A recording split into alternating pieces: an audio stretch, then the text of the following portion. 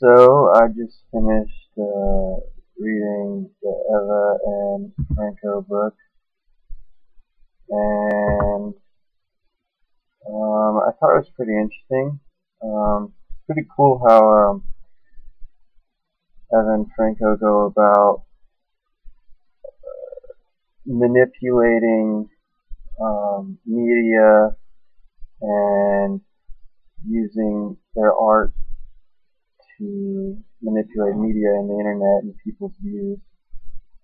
Um, to answer some of the questions, um, Luther Blissett was kind of a character that Evan Franco created to start experimenting with the internet. Uh, they and many artists and friends used Blissett to kind of create an alternate reality, and many people used him. Um, Darko Maver was another alternate reality character that they created on the internet, who was sort of like a graphic photographer that took pictures of dead corpses, and Evan Franco manipulated this character to sort of um, make him seem realistic, and they printed out fake articles on him and made fake exhibitions about him to make this sort of character a believable thing. Through both these characters, I feel that it kind of brings up many questions. Um, and many of the questions I think revolve around these two characters is based on the media. Is our media true? What does our media hide from us? What information does our media bend? I think that these two characters, or basically alter realities, um, show us how easily our media can sort of change things and stories really easily and affect many people and their views and ideas.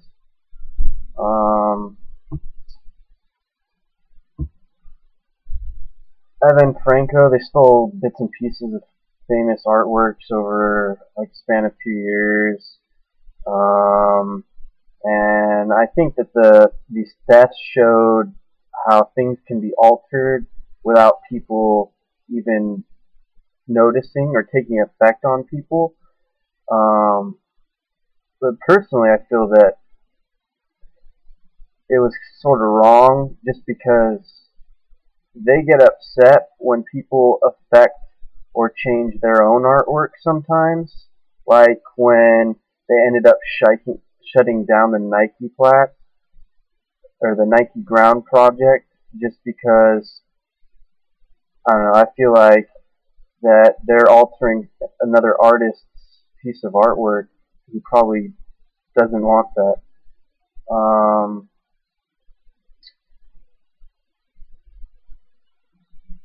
Evan Franco made some fake movie posters and newspapers, and I think that they wanted to see if they could invade the public eye and in sort of a personal level, and they were successful in getting a lot of attention, seeing how they could sway people through fake media. Their website, net.art, was created for many different artists to create characters and try to manipulate media and people's beliefs.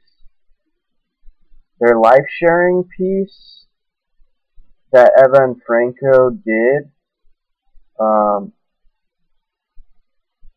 was pretty interesting.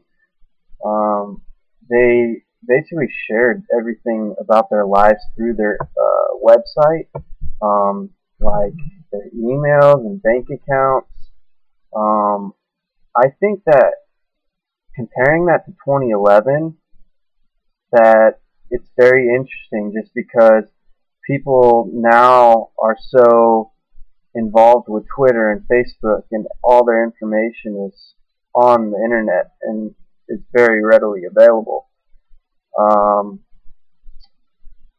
in their portraits of Second Life, um, they use the avatars to kind of show the way that people use the internet to change reality.